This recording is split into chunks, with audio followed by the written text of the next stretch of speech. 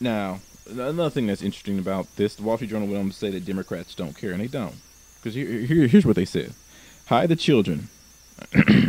This was a news story and opinion in a column piece too.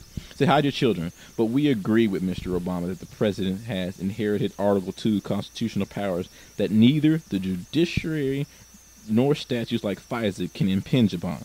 The FISA appeals court said as much in a decision released in January, as did Attorney General Eric Holder under his confirmation hearings. It's reassuring to know the administration is refusing to compromise core executive branch prerogatives, especially on war powers. Oh, they love this over at the Wall Street Journal. And this is the Wall Street Journal saying they agree with Obama in his suppressing of people's rights. And then again, we are relearning that impure presidency is only impure when the president is a Republican. Democrats who spent years denouncing George Bush for spying on Americans and illegal wiretaps are now conspicuously silent. Yet these same liberals are going ballistic about Bush-era legal memos released this week. Cognitive dissonance is a polite explanation. I mean, you wouldn't be surprised if Mr. Holder released them precisely to distract liberal attention from Al Harmain's case. So basically, he's basically telling the truth. All that time, Democrats, liberals, Democrats, whatever, we're going back and forth talking about how Bush was illegally wiretapping people. You see Oberman on TV raising a hissy fit over it, and he would have one of his those little speeches that he do at the end of the show for like 10, 15 minutes. But is he doing one on Obama? Is he saying, "Oh, the habeas corpus is dead," and Obama is going to continue to keep it that way? No, he's not. So, I mean, you understand how the parties are saying they don't compete over political ideology. They compete over managerial control. Even Human Rights says that it was bad when Bush did it, but now that Obama's continuing extraordinary rendition flights, that it's okay.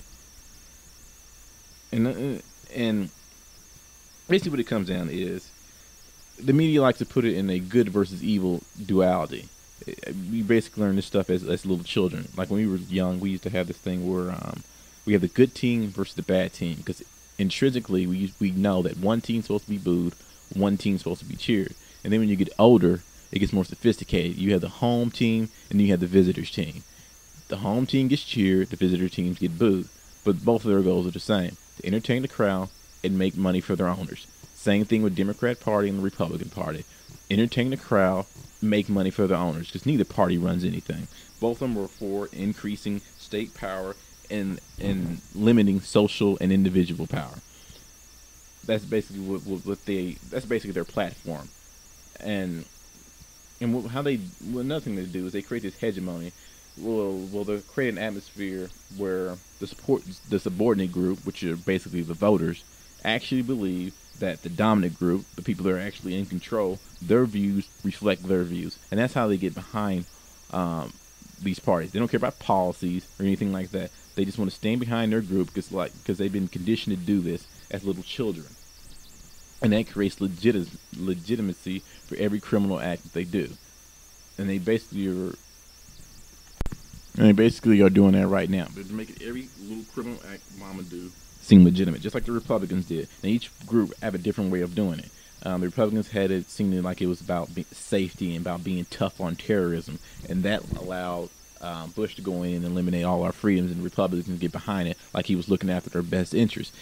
With the Democrats, they're basically poverty pimps. They make it seem like, oh, it's about your welfare checks or government entitlement package. The government owes you a way of living, and then they get behind that, and that allows the Obama crime family to move in and take away all our rights that way. But both parties are basically about consolidating power. In order for them to do that, they got to convince the little naive public that their personal interests reflect all of society's interests, when it doesn't. Both parties are the same. And I think I said this before. If you vote Democrat or Republican, it's like a slave picking which rope you'd rather be hung with. And the next piece I'm going to do is going to be about it's going to relate to the economy, how bad it's getting. There's a lot of YouTube videos out there about this, but there still isn't enough. But YouTube needs to be bombarded with videos about what a fraud Obama is, so it can get, so it can move from YouTube to actual personal conversation that people are having on the elevator or on the bus. But if you have videos on that, you should make more of those videos. Or if you have videos, if you like to make videos on, it should be flooded on YouTube. So I'm going to end this right now. I know this is actually longer than what I normally do. So I'm going to hit end this one right now, and I'll catch y'all next time.